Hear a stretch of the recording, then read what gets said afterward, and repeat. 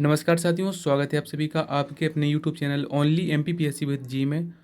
27% OBC आरक्षण का मुद्दा और साथ ही साथ ईडब्ल्यूएस 10% आरक्षण का मुद्दा अब हाई कोर्ट साथ ही साथ सुप्रीम कोर्ट की निगरानी में आ चुका है। और इन दोनों मुद्दों पर क्या कुछ इंपॉर्टेंट डिस्कशन हाई कोर्ट में और सुप्रीम कोर्ट में क्या कुछ जानकारी निकल के सामने आ रही है, सारी जानकारी आपको इस वीडियो के माध्यम से दी जाएगी। आपको क्या करना है, आपको वीडियो बिल्कुल आखिर तक ज़रूर देखना है सारी जानकारी के लिए। यदि आप वीडियो को बीच में स्किप कर देते हो तो कोई सी भी इंपॉर्टेंट इन्फॉर्मेशन आपसे मिस हो सकती है। दोस्तों, यह मुद्दा सॉल्व होना हम सभी के लिए काफ़ी इंपॉर्टेंट है, क्योंकि एमपीपीएससी ने ऑलरेडी क्लियर कर दिया है कि वह रिजल्ट तभी देंगे जब ओबीसी आरक्षण पर हाई कोर्ट सुनवाई कर देगा। इससे पहले वह रिजल्ट देने वाले नहीं हैं। साथ ही साथ मध्य प्रदेश की कोई भी भर्ती परीक्षा हो, वह तब तक कंप्लीट नहीं हो पाएगी जब तक कि ओबीसी आरक्षण का मुद्दा सॉल्व नहीं होता है। तो काफ़ी इंपॉर्टेंट टॉपिक है हम सभी के लिए। तो दोस्तों, सबसे पहले हम देख लेते हैं कि जो देखिए सोमवार तक जो एमपी में ओबीसी आरक्षण 27% जो दिया गया है, इसके अगेंस्ट जो 64 याचिकाएं फाइल की गई थी, इन याचिकाओं में जो इनके एडवोकेट हैं, इन्होंने क्या दलीलें दी हैं कि ओबीसी को 27% आरक्षण ना मिले। इसके बाद हम देखेंगे कि जो ओबीसी आरक्षण के सपोर्ट में है एडवोकेट, तो उनके द्वारा क्या कुछ कहा गया है। तो सबसे पहले हम देख लेते हैं कि ओबीसी आरक्षण के अगेंस्ट क्या कुछ बातें सोमवार से पहले हाई कोर्ट में आई हैं। तो सबसे पहले जो ओबीसी को 27% आरक्षण दिया गया है, इनके अगेंस्ट जो एडवोकेट हैं उन्होंने कहा है कि एक तो इंद्रासाइनी केस का जिक्र किया है, साथ ही साथ महाराष्ट्र में जो मराठी जनसंख्या है उसके लिए जो आरक्षण का प्रावधान किया गया था ओबीसी के जनसंख्या के अनुसार, उन दो मुद्दों को उठाया गया है। पहला इंद्रासाइनी केस में का जिक्र करते हुए उन्होंने कहा है कि संवैधानिक पीठ जो इंद्रासाइनी गठित की गई थी 1993 में, इसका उल्लेख करते हुए जो याचिकाकर्ताओं के एडवोकेट हैं इनका कहना है कि यदि ओबीसी को मध्य प्रदेश में 27% आरक्षण दे दिया जाता है तो आरक्षण की लिमिट 50% से ऊपर हो जाएगी, जो कि इंद्रासाइनी केस में कहा गया था कि किसी भी कंडीशन में आरक्षण की सीमा 50% से ऊपर नहीं होनी चाहिए। और दूसरी बात, इन्होंने महाराष्ट्र के जो मराठी भाषी हैं उनके लिए आरक्षण का मुद्दा उठाया गया था। तो उनका उनमें जो सुप्रीम कोर्ट ने कहा था कि जनसंख्या के अकॉर्डिंग आप आरक्षण नहीं दे सकते हो। ऐसा एमपी में जो 64 याचिकाकर्ता हैं उनकी तरफ से जो एडवोकेट हैं उन्होंने कहा है कि ओबीसी को 27% आरक्षण नहीं मिलना चाहिए। और दो कौन कौन से उन्होंने मुद्दे उठाए हैं, एक तो उठाया इंद्रासाइनी केस का, साथ ही साथ महाराष्ट्र में जो मराठी भाषी हैं उनके लिए जो ओबीसी आरक्षण की मांग की गई थी महाराष्ट्र में, उसका मुद्दा उठाया है। महाराष्ट्र में कहा गया था कि आरक्षण का क्राइटेरिया जनसंख्या नहीं हो सकती है। इन दो इन दो मुद्दों का रेफरेंस जो 64 याचिकाकर्ताओं के एडवोकेट हैं इन्होंने दिया है ओबीसी आरक्षण के अगेंस्ट। तो दोस्तों, यदि आप पूछो कि एमपी में यदि ओबीसी को 27% आरक्षण प्लस ईडब्ल्यूएस का आरक्षण मिला दिया जाए तो कितना टोटल आरक्षण हो जाएगा, तो दोस्तों आरक्षण टोटल हो जाएगा 73% आरक्षण हो जाएगा एमपी में, यदि हम ओबीसी का 27 और ईडब्ल्यूएस कैटेगरी का 10% ऐड कर लेते हैं। जबकि इंदिरा केस में कहा गया था कि आरक्षण की सीमा किसी भी कंडीशन में 50% से ऊपर नहीं होनी चाहिए। तो ये दोनों तर्क दिए जा रहे हैं हाई कोर्ट में और सुप्रीम कोर्ट में। तो दोस्तों, यदि आप ओबीसी वाले बच्चे पूछेंगे कि सर, तो ओबीसी के सपोर्ट में जो एडवोकेट हैं सरकार की तरफ से, उनने क्या दलीलें रखी हैं, तो दोस्तों उनका सबसे पहले उन्होंने जब 2011 में जनगणना हुई थी उसमें उन्होंने ओबीसी के आंकड़े पेश किए हैं। उनका कहना था कि एमपी में ओबीसी की आबादी 51% से अधिक है, 51% से अधिक है, इसलिए ओबीसी को 27% आरक्षण मिलना चाहिए, ऐसा सरकार की तरफ से ओबीसी आरक्षण के पक्ष में कहा गया है।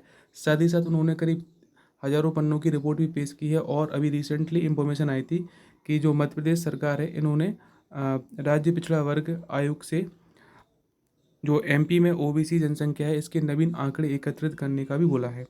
तो सरकार भी अपनी तरफ से प्रयास कर रही है कि ओबीसी को 27% आरक्षण मिल जाए। और जो 64 याचिकाएँ लगी हुई हैं अगेंस्ट ओबीसी आरक्षण, तो उनकी जो उनकी जो बहस होनी थी उनकी हो चुकी है। अब ओबीसी आरक्षण के पक्ष में सुनवाई हो रही है। जो एडवोकेट है सरकार के वह दलीलें हाई कोर्ट के सामने रख रहे हैं। तो दोस्तों, सबसे ज़्यादा इम्पोर्टेंट है कि ओबीसी को यदि 27% आरक्षण मिलता है या 14%, यह हम सभी के लिए इम्पोर्टेंट इतना ज़्यादा नहीं है, क्योंकि हमें टाइम पर वैकेंसी आना चाहिए और टाइम पर रिजल्ट आना चाहिए और भर्ती प्रक्रिया को समय पर पूरा होना चाहिए। क्योंकि कोई भी भर्ती प्रक्रिया 4 से 5 साल में तो अभी तो पूरी हो ही नहीं पा रही है। इसलिए हमारा मेन इम्पोर्टेंट मुद्दा है कि हमें टाइम पर वैकेंसी आए और वैकेंसी समय पर भर्ती प्रक्रिया पूरी हो। और यदि दोस्तों अब EWS मुद्दा की बात करें तो EWS जो 10% आरक्षण दिया गया है, तो EWS वाला मुद्दा भी हाई कोर्ट में उठाया गया है। सबसे पहले हम देख लेते हैं कि EWS कैटेगरी को जो 10% आरक्षण दिया गया था, तो यह सुप्रीम कोर्ट में दोस्तों यह मुद्दा पेंडिंग है।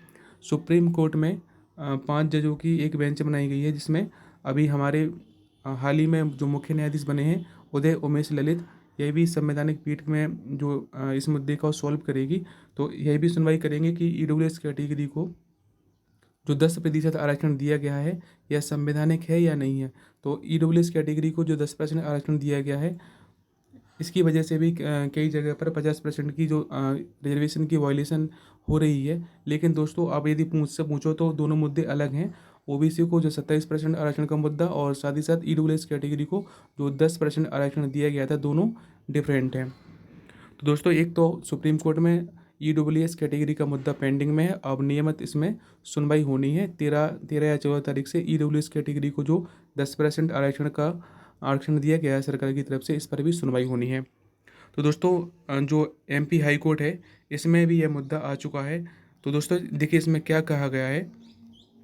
तो देखिए 27% आरक्षण के समर्थन में जो एडवोकेट हैं, यह बहस हो रही थी कि OBC को 27% आरक्षण दिया जाए। इसकी पैरवी करते हुए जो एडवोकेट हैं, एडवोकेट उदय कुमार साहू ने हाईकोर्ट का ध्यान सुप्रीम कोर्ट में EWS आरक्षण के विरुद्ध सुनवाई लंबित होने की ओर आकृष्ट किया है।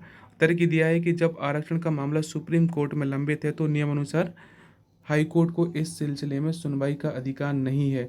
यानी कि सरकार यह कह रही है कि आप OBC आरक्षण का मुद्दा सुप्रीम कोर्ट में हाई कोर्ट में सॉल्व ना करें, क्योंकि सुप्रीम कोर्ट में यह मुद्दा चल रहा है। इससे एक तो सरकार की मानसिकता पता चलती है कि यह मुद्दा जल्दी सॉल्व नहीं होना चाहिए। इसीलिए जो एडवोकेट हैं यह बोल रहे हैं कि सुप्रीम कोर्ट में चल रहा है तो हाई कोर्ट को इसमें अधिकार नहीं है कि सुनवाई करें।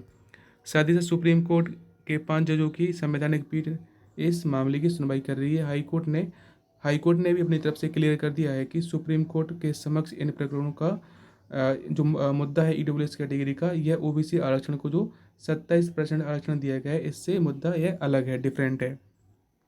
तो दोस्तों अभी तक आपको स्थिति क्लियर हो चुकी होगी कि हाई कोर्ट और सुप्रीम कोर्ट में क्या कुछ चल रहा है। EWS कैटेगरी को जो आरक्षण दिया गया था, यह संविधान संशोधन करके दिया गया था, और जो MP में आरक्षण दिया गया है ये एक अलग मुद्दा है।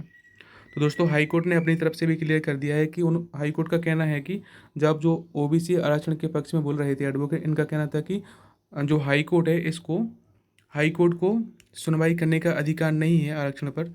तो देखिए इसमें हाई कोर्ट ने क्या कहा है। हाई कोर्ट ने कहा है कि सुप्रीम कोर्ट के आदेश के अनुसार ही OBC आरक्षण पर हाई कोर्ट सुनवाई कर रहा है। ऐसा हाई कोर्ट की जो संवैधानिक पीठ थी MP में, जस्टिस सीलनागू और वीरेंद्र सिंह की जो युगल पीठ है, इनके द्वारा ऐसा कह दिया गया है कि सुप्रीम कोर्ट ने उनको ऑलरेडी आदेश दे रखा है कि आप जो OBC को 27% आरक्षण दिया गया है, इस पर आप सुनवाई कर सकते हो। तो दोस्तों आशा करता हूँ आपको अभी तक जो भी हाई कोर्ट या सुप्रीम कोर्ट में अभी मुद्दा चल रहा है, आपका लगभग क्लियर हो चुका होगा। आगे की अपडेट के लिए आप हमारे साथ जुड़े रहिए, क्योंकि अभी मंगलवार को भी सुनवाई होनी है, नियमित तौर पर सुनवाई चलने वाली है। तो आपको जो भी अपडेट आएगी आपको बता दी जाएगी। काफ़ी दोस्तों के सवाल आ रहे थे कि सर रिजल्ट कब आएगा। तो देखिए रिजल्ट के संबंध में एक इम्पोर्टेंट सूचना है। देखिए 8 तारीख को जो मध्य प्रदेश के मुख्यमंत्री हैं शिवराज सिंह चौहान, इनने OBC आरक्षण के मुद्दे पर एक बैठक बुलाई है। साथ ही साथ जो MPPSC में पेंडिंग जो रिजल्ट चल रहे हैं, 2019 की भर्ती प्रक्रिया अभी तक पूरी नहीं हो पाई है। साथ ही साथ देखिए 2018 की MPPSC की भर्ती प्रक्रिया ही पूरी हो पाई है, उसके बाद अभी तक कोई सी भर्ती प्रक्रिया पूरी नहीं हो पाई है। तो CM ने जो भोपाल में एक बैठक बुलाई है इन सभी मुद्दों पर बात करने के लिए। तो उम्मीद है कि आपका रिजल्ट जल्दी घोषित हो जाएगा। देखिए यदि 15 सितंबर से पहले रिजल्ट नहीं आया तो आप मान के चल सकते हैं कि यह मुद्दा लंबा जाएगा। तो दोस्तों देखते हैं 8 तारीख को जब CM हाउस में एक बैठक है, उसमें क्या कुछ डिसीजन निकल के सामने आता है।